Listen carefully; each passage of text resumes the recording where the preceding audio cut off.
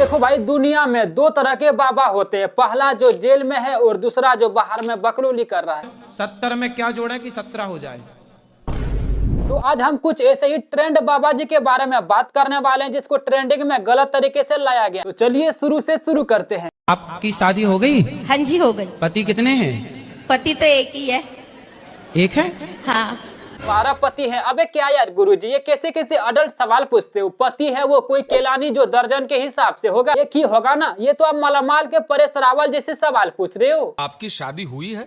नहीं। नहीं। आपके कितने बच्चे हैं? बेशरम। मैं चाय नहीं पीता। किस लिए? आप बताइए, मैं चाय क्यों नहीं पीता? मैं चाय केवल इसलिए नहीं पीता क्योंकि चाय पीने में समय लगता है। समय इतना है नहीं। एक तो हम किसी के घर गए, महाराज बैठो चाय, अब चाय बनाने में कम से कम 15 मिनट लगेगा, तो 15 मिनट बनाने का लो और पीने का 5 से 7 मिनट लो, तो कितना हो गया? 20-22 मिनट। अब 20-22 मिनट भाई मेरे पास था नहीं, मैं क्यों 20-22 मिनट बर्बाद करूं?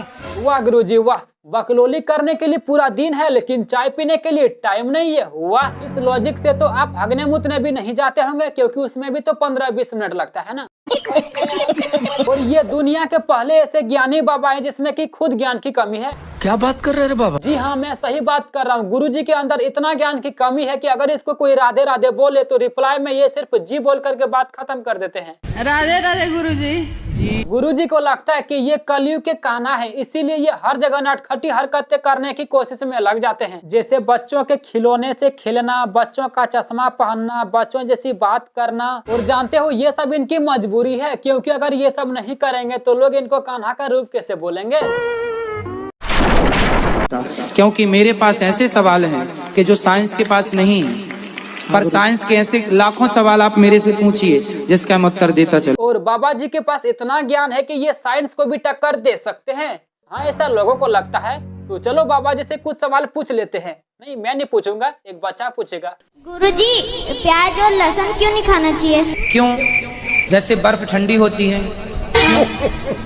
क्योंकि वो गिरती है ऊपर से बर्फ पानी। जैसे बर्फ ठंडी है। अब कोई पूछे क्यों ठंडी? भाई ठंडी है। पर साइंस के ऐसे लाखों सवाल आप मेरे से पूछिए जिसका मैं उत्तर देता चलूं। क्या यार गुरुजी, सवाल क्या पूछा था और तुम जवाब क्या दे रहे हो? उसने पूछा था कि प्याज और लहसुन क्यों नहीं खाना चाहिए, तो प्याज और लहसुन ना खाने का कोई रीजन बताओ ना। उसको तुम हो कि प्याज में बर्फ घुसाड़ रहे हो। ठीक है, समझ गया। पर साइंस के ऐसे लाखों सवाल आप मेरे से पूछिए जिसका मैं उत्तर देता चलूं। रहने दो यार गुरुजी, अगर ऐसा ही उत्तर देते रहोगे ना तो साला साइंस भी अपना जेंडर चेंज करके भूगोल बन जाएगा।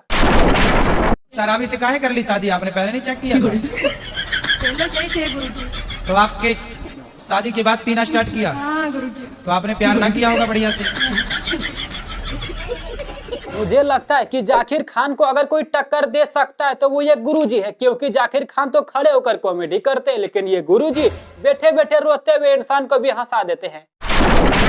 यार अनुराधाचार्य महाराज जी की कॉमेडी को देख करके ऐसा लगता है कि सुबह नाश्ते में चाय के साथ कपिल शर्मा खाते हो। और अगर ये ऐसे ही कॉमेडी करते रहे ना तो देखना इस बार best comedian of the year का अवार्ड भी यही ले जाएंगे, क्योंकि इनके हिसाब से पूरी दुनिया में कोई ऐसा नाम ही नहीं है जिसमें कि राम ना हो। वैसे आप खुद ही देख लो। ऐसा कोई नहीं है जिसके नाम के आगे जिसके नाम में राम ना हो।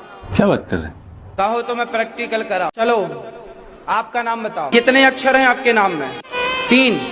3 को 4 से गुणा करो, कितना हुआ? 3 चौके 12। 12 में 5 और जोड़ दो, 17 हो गया। 17 में 17 और जोड़ो। 34 में 8 का भाग दो। 8 दूनी 16, 8 दूनी 16, 8 दिया 8 चौके, और 8 चौके कितना हो रहा है? 32। कितना शेष बचा? 2। वही तो राम है, 2 अक्षर का प्यारा नाम। वही तो राम है, 2 अक्षर का प्यारा नाम। आप कहाँ के ज्ञानी बाबा? अरे गुरुजी, अगर आपको आंसर में 2 ही लाना था तो पहले ही 1 घटा देते। इतना लंबा चौड़ा फॉर्मूला लगाने की क्या जरूरत थी? लेकिन नहीं, आपको पता है भारत की विशेषता? नहीं। इतने सारे देश हैं पर सबसे पहले सूर्योदय सिर्फ भारत में होता है। आपको ये बात पता होनी चाहिए, वो भी कन्याकुमारी में। अच्छा सच्ची? लेकिन गूगल तो भाई कुछ और ही कह रहा है। और बाबा जी इतने ज्यादा पलटू हैं कि जैसे कि चुनाव के बाद कोई नेता भी नहीं पलटी। कन्याकुमारी के बाद बाबा जी कहने लगे कि नहीं, सबसे पहले सूर्योदय नागालैंड में होता है। सूर्य उदय पहले कहाँ उगता है? तो सबसे पहले भारत में इस क्षेत्र में नागालैंड इत्यादि, मिजोरम इत्यादि में पूर्वी क्षेत्र है ना वो, इसलिए उस तरफ सबसे पहला सूर्योदय होता है। भाई आपका नॉलेज तो कमाल का। देखो बाबा, आपके नॉलेज के लिए बता दे कि अगर भारत की बात करें ना तो भारत में सबसे पहले सूर्योदय अरुणाचल प्रदेश के ढेका गांव में होता है, ना नागालैंड और ना कन्याकुमारी। यार बाबा, आपके नॉलेज को ना भयंकर वाली बीमारी है। सही पकड़े हैं। तो बस करो यार, आज की वीडियो को यहीं पर समाप्त करते हैं। तो आपको वीडियो कैसा लगा आप हमें नीचे कमेंट में लिखकर बता दीजिएगा। और अगर आपको ये वीडियो थोड़ा सा भी अच्छा लगा तो वीडियो को लाइक कर देना, सब्सक्राइब भी कर देना। तो मिलते को नेक्स्ट वीडियो में।